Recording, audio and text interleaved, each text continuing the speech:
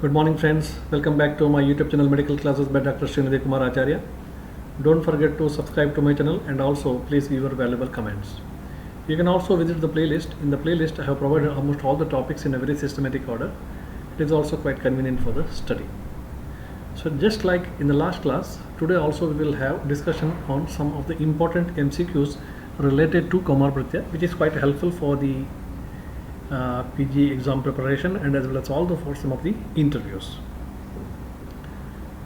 So in that series, so today we'll start with the first question. This will be the first question. What is that? Which of the following is included under Asamyak Nabhi Nala Kartana Janya Vyadi as per Ashtanga Sangraha? Read the question very carefully. Which of the following is included under Asamyak Nabhi Nala Kartana Janya Vyadi as per Ashtanga Sangraha? So options are Vyayama, Vinamika, Uthundika and Ayama. Now if you read the question very carefully, Asamyak Nabhi Nala Kartana Janya Vyadis are basically mainly explained by Charaka, and he explains about 6 varieties of Asamyak Nabhi Nala Kartana Janya Vyadis. And same is also explained by Vagbhata, but Vagbhata explains only 2 important disorders in the context of Asamyak Nabhi Nala Kartana Janya Vyadis. Now in Charaka we have got Ayama, Vyayama, then Vinamika, Vijrumbika, Vitundika, like that many 6 varieties are mentioned. But the question asked is according to Ashtanga Sangraha, that is according to Vagbhata. So Vagbhata explains only 2 important things, Vijrumbika and Uthundika. Uthundika and as well as Vijrumbika, these are the 2 important Nabhi Nala Kartana Janya Vyadis explained by Vagbhata. So in this question, we have got Ayama, Vinamika, Vyayama, which is not explained by Ashtanga Sangraha, only one, that is Uthundita, so that is explained by Ashtanga Sangraha. So the right answer for this question is Uthundita, because Uthundita is explained, Uthundita and as well as Vijrumbika, these are the 2 disorders related to Asamyak Nabhi Nala Kartana Janya Vyadi explained by Vagbhata. Charaka explains 6 important disorders of the same. So this will be the first question. When you go to the second question, according to Charaka, increased intrauterine stay of the fetus along with the decreased fetal heart sound is characteristic presentation of dash. Options are Upashushka, Mrutagarbha, Leenagarbha and Nagodara. Now you have to think over it. The question is asked according to Charaka. An increased intrauterine stay of the fetus along with the decreased fetal heart sound. So Atikale Pravartita, probably the increased Atikale Avasthita, increased intrauterine stay of the fetus and decreased fetal heart sound. Okay, Aspandanam or Kinchit Spandanam. So that has to be understood. So this is actually explained in the context of Garbha Vikaras. Okay, now we have similar some of the Garbha Vikaras like Upashushka, Upashushkaka, Nagodara, Mrutagarbha, Leenagarbha, etc. The question is very specific here.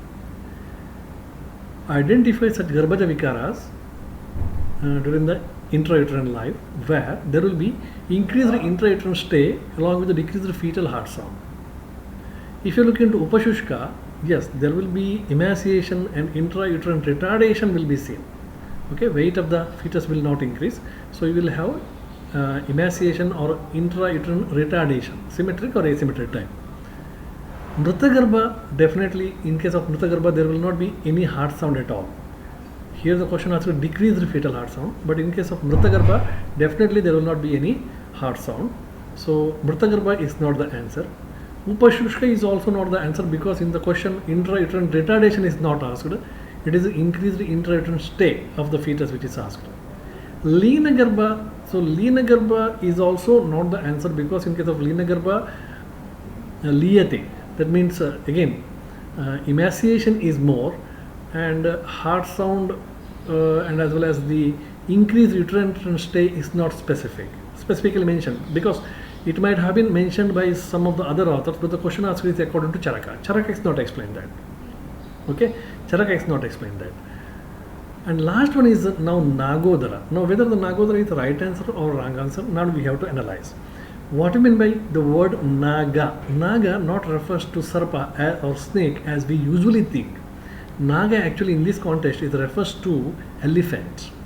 Okay, so if you look into the delivery process of the elephant, it takes a long time. We usually will call that a Gajaprasava, because the uterine size of the elephant is very big, and accordingly the delivery will only start after the mechanical distension of this uterus by the increasing size of the fetus. So unless and until the fetal size increase to that extent, the process of delivery will not start in case of elephant. That means a prolonged intrauterine stay, that means a late delivery initiation. So that is usually seen in case of elephant. That means gestational period in case of elephant is too long. Sometimes it is over 2 years. Okay, therefore commonly we use any delayed labors, commonly we use the term Gajaprasava, or it is just like Gajaprasava, we used to say like that. So here Naga word refers to the elephant. Okay, so this is the right answer, Nagodara, because in the context of Nagodara he says that there is increased intrauterine stay of the fetus, increased gestational period. Okay, gestational period, the intrauterine stay is more, and as well as decreased fetal heart sound. Decreased fetal heart sound. So correct answer is Nagodara. Thing is, Naga means here elephant, it is not Sarpa. Come to the third question. Krishna Mandala or cornea of the eye is developed in a developing fetus is derived from dash bhava. Very important question. Looks a very tricky questions. Krishna Mandala of the eye or cornea of the eye in a developing fetus is actually derived from which particular bhava which is mentioned below? Matraja bhava, Satmeja bhava, Pitraja bhava, or Rasaja bhava? Anything? Any guesses if you have? Now see, Krishna Mandala may be from the Rasaja, maybe from Pitraja, maybe from Satmeja, or maybe from Matraja.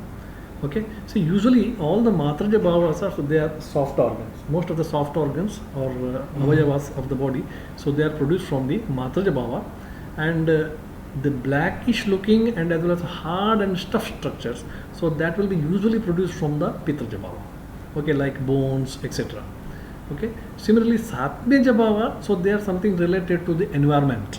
Okay, Satmeja bhava something related to the environmental aspects, and Rasaja bhava is related to the nutritional aspect. Now we have to decide Krishna Mandala is produced from which of these bhavas. The correct answer is not Rasaja, not Satmeja, not Matraja. The correct answer is a Pitraja bhava. Okay, Pitraja bhava. This is a slightly tricky question. So Krishna Mandala, as the name suggests, it's a blackish in color. Shama Varna and blackish, all these actually such structures are usually derived from the Pitraja bhava. There is no hard and fast rule, but if you see into the text, usually the hard structures, then blackish or Shama Varna structures, so usually they are produced from the Pitraja bhavas. So right answer is a Pitraja bhava. Go to the next question, question number 4. Kaumarbhritya is compared with which of the following devatas in Kashyapa Samhita? Kashyapa Samhita compare Kaumarbhritya to one particular god. The question is quite easy. Now, whether it is compared to Indra Devata, Varuna Devata, or Agni Devata, or Vayu Devata. Okay, we know that Devanam Iva Havyapaha. Kaumarbhritya is compared with the Havyapa. Havyapa refers to Agni Devata. Okay, Agni Devata. So the question is now, why Kaumarbhritya is compared to Agni Devata? The reason behind that, Agni is the one who is the mediator between the Bhuloka and as well as the Devaloka. That means whatever offering that we are giving in the Yajna, so that offering we are giving to the Agni. And this Agni is taking these offerings and he is making it available for the other Devatas. That means if the Agni is not working, okay, he is a mediator, Agni is not working, the other Devatas will not get the offerings which is offered to them. So Agni is just like a mediator. Similarly, Kaumarbhritya is also one such branch, okay, which take care of the children and make them adult or citizens of the country, and then make it available for the other branches for the treatment. Itareshu chikisyanti. Okay, so that means if the Kaumarbhritya physician is able to treat the child, okay, and able to protect the child and make him into the adulthood and afterwards the adult, then only the other branches of the medicine will have their patients. Okay, so therefore itare chikisyanti, okay, anena vardito hi itare chikisyanti. So it is a responsibility of Kaumarbhritya to give the citizens to the other branches of medicine for the treatment, if at all required. Okay, so here Kaumarbhritya is a mediator branch. If Kaumarbhritya people are not taking care of the child, we don't have any citizens in the future. Okay, similarly Agni is the one who is giving the offering to all the devatas. If Agni is not there, although we are giving multiple offerings, so that is not made available to the devatas, and devatas will go to starve. So this is the idea. In that sense, actually, Kaumarbhritya is compared with the Agni devatas. Today we'll have the last question for today. As per Kashyap Samhita, child starts walking and speaking few words by the end of dash year. Okay, so that means developmental milestone of sitting, or rather say walking, and as well as language. Motor milestones of walking and the language milestones. Child starts speaking few of the words by the end of dash. 1 year, 2 year, 18 month and 10 month. 1 year, 2 year, 18 month and 10 month. Any guesses? Yes, the correct answer is 1 year, because Kashyap Samhita in the Sharirasthana first chapter, he says, Samvatsarat upatishtati vachancha prasrajatihi. Usually by the end of 1 year, okay, pratitishthati, child is able to stand without support, pratitishthati, and can put some of the independent steps at the end of 12 months. Vachancha prasrajati, that means able to talk 2 or 3 words. That means in the sense monosyllable words or bisyllable words may be possible to a child to utter at the end of 1 year. So correct answer is not 2 year, 18 month or 10 month. The right answer is 1 year, because this reference is from Kashyap Samhita Sharirasthana first chapter. Samvatsarat urdhvam upatishtati vachancha prasrajati. So very clear cut explanation of developmental milestones in Ayurveda. So this is all for today, the 5 questions. I hope you will get benefited by this. Thank you very much. We will again meet with another class. Thank you very much.